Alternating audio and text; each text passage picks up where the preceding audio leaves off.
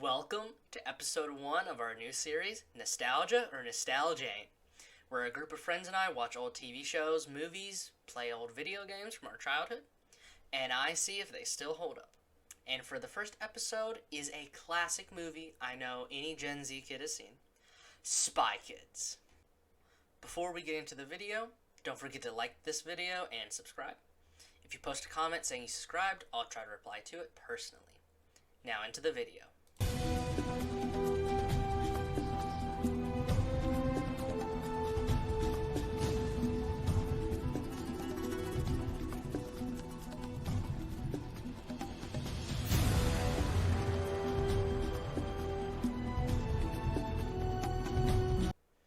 A little background on the movie. Spy Kids was released in 2001 to surprisingly good critic reviews. It currently has a 93% on Rotten Tomatoes, and the movie managed to make enough money to get 2 main sequels, a 4th sequel years later, and there is currently an animated TV show based on the series that is running. So, it didn't flop, surprisingly. Looking back on it, I'd expect this to be like a flop B movie, but it wasn't. Of course, I'm sure you know the premise and what happens in the movie. Most people in Gen Z have seen the movie at least once when they were younger. But here's what happens. The movie starts with the kids, the main characters, Carmen and Junie, being told a definitely not real story about 2 spies falling in love. Okay. Once upon a time, there was a man and a woman. They were both spies. Yes. She from one country, he from another. And obviously, it's a real story. While the mom tells the story to them, it shows a video of the mom and dad falling in love and blah, blah, blah, really contrite, boring. He was the assignment that changed her life. But when the moment finally came to carry out her mission,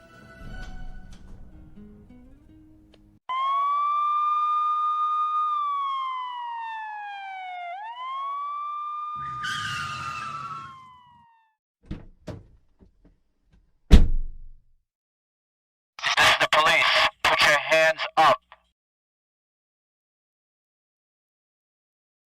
This movie is not as good as I remember it being as a kid. Like, it's super monotonous. But there are some funny parts. Junie is pointing out to have warts twice. This is a weird running trend. Okay, warts. Prepare to meet your maker. But after the story, not much happens for a bit. The movie tells you the parents are going on a mission. They talk about it a bit, and the kids are taken to school. Their dad beats up some other kid's dad for making fun of Junie, which is one of the best parts of the movie. Who's boss? Can I help you with something, macho?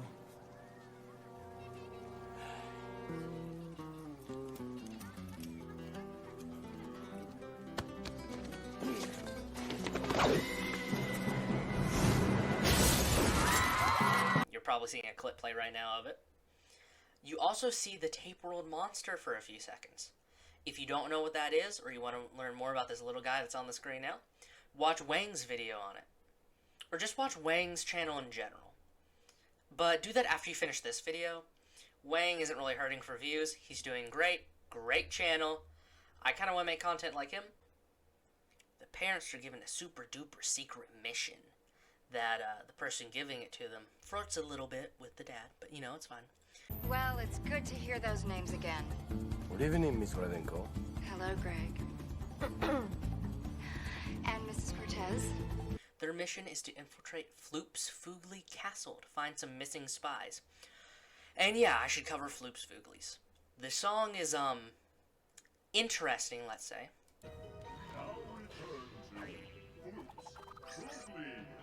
Junie, why did you watch that show? Because it's cool. Why? Because that's all you ever do. Plays video games and watches the tapes. You know why, son? So always remember, whatever you do, believe in yourself. Your dreams will come true. For you, and you, and you.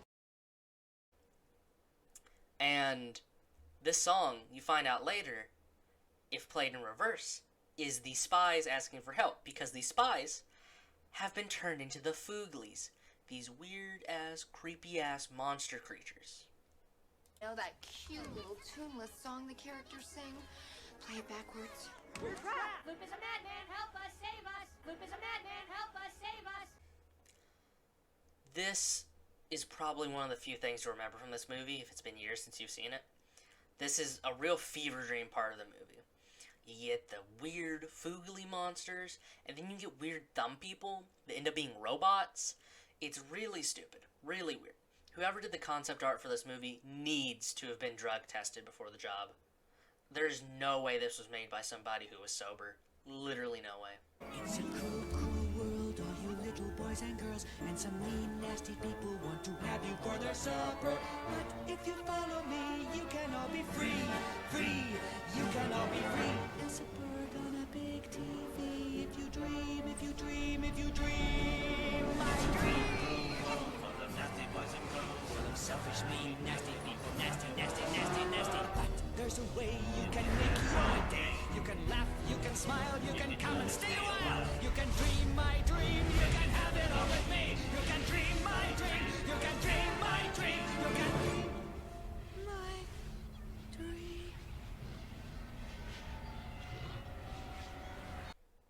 The parents, being the cool spies they are, drive off the highway and into the ocean in their spy car. And then boom, it's a submarine now. Scan the area.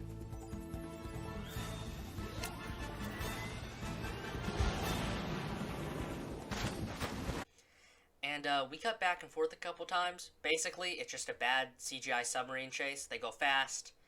They see some, like, sharks or whatever. And then they get UFO just slurped up by what looks to be Floop's basement or something. It's just a CGI blob with some glowing windows on it that they get sucked into. No idea if it's supposed to be under the castle or something. I couldn't really figure that out. While the parents are doing all of this, Junie and Carmen are with their uncle, who is not their uncle. It's actually a spy that's sent to watch them. He's notified that the parents were captured, so he tells the kids to, go in this one closet. There's some buttons. You use them, you get in a submarine, go to the safe house. Then this super spy manages to get captured by literal thumb people. Find the OSS. Tell them the third brain lives. You must find... Felix, behind you! What are those things? Get them, Felix! Get them! But the thumb people are in all black ninja outfits this time, so they're more powerful, It's like Gundam or 40k logic. Like how painting a Gundam red makes it 3 times faster, or painting an orc purple makes it invisible. Because, who's seen a purple orc? Black thumbs are just more skilled, I guess. I don't know. The uncle then manages to get turned into a really creepy Foogly creature, which is great. Uncle, the spy, is turned into a great Foogly. We get to see how it's done. It's great. Junie and Carmen then get their own CGI submarine, the one they take from the house. Like parent, like child.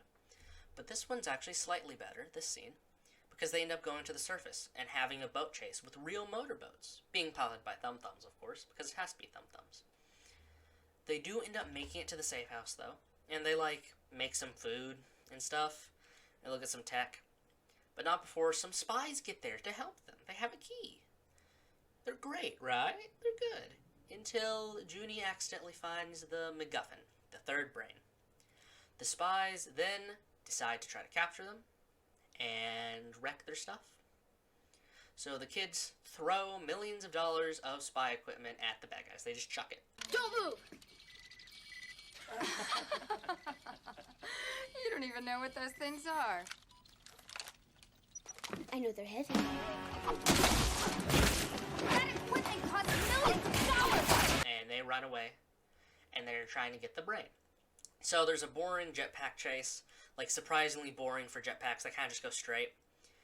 And they manage to grab the third brain, which was being carried by a boy band look-alike evil spy guy with a jetpack. They just kind of yoink the brain and leave. Give me back that brain!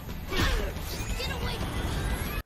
The other people chasing them just kind of hit a billboard and they're gone. It's not very interesting. Floop then meets with the parents, and, you know, not much happens. He just kind of puts him in jail. He does turn the dad into a Foogly that Junie actually drew in the car and the dad made fun of, which is pretty great. Carmen and Junie get tracked to the playground they're at because Carmen wouldn't chuck a bracelet she got from the spy lady that ended up double-crossing them. And she gets mad at Junie when he tells her it's probably a tracker. Why are you still wearing that? That could be a tracer.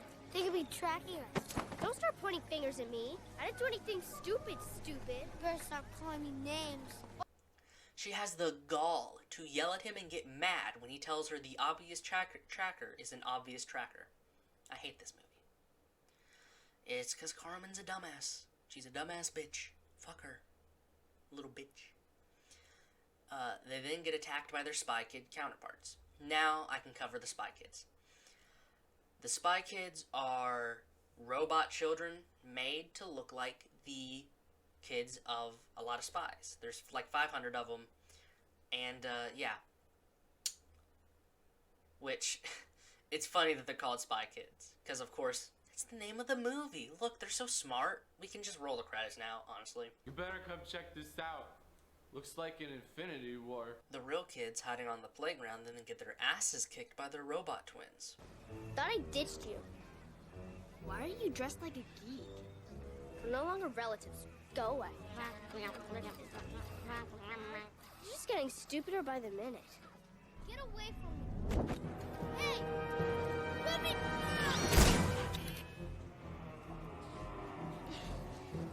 I always wanted to do this. Oh. Tough guy, huh? Oh.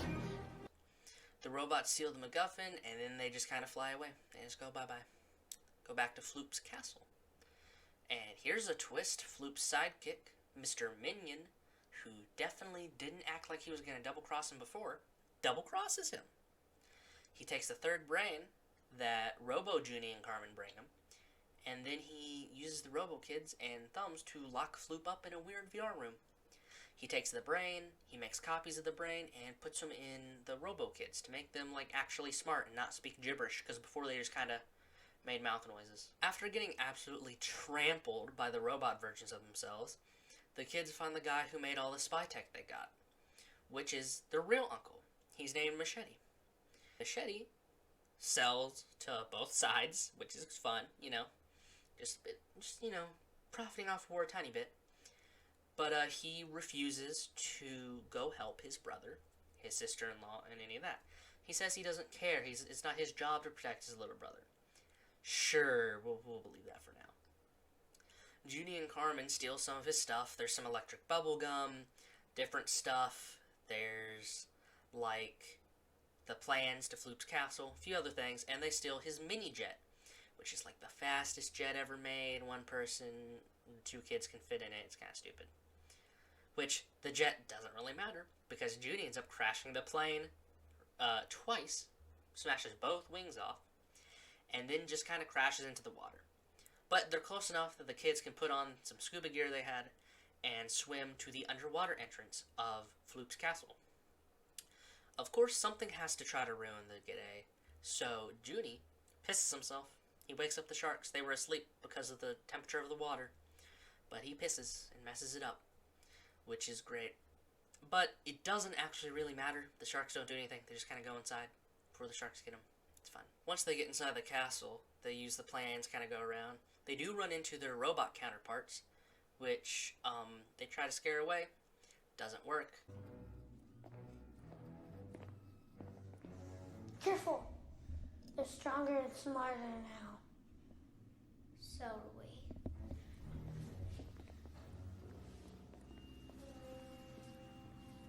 Ah! See?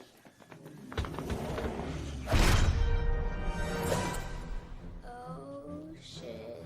They run up the walls, beat them up real good, but they manage to get away. Junie finds Floop in his weird VR room and has a god to son kind of talk. It's weird. You there. What's that on your hands? Warts, aren't they? Floop is huge and godlike, and Junie's just kind of like, hey, don't be bad. I'm a good kid. Don't be bad. And Floop's like, okay, I'm good now. And Floop goes and they save their parents. It's cool. Floop turns Junie's dad right back to normal and not a foogly, which kind of ruins all the tension of that. And the family's together. Cool. And guess who comes through the window to help them in the final battle? Uncle Machete.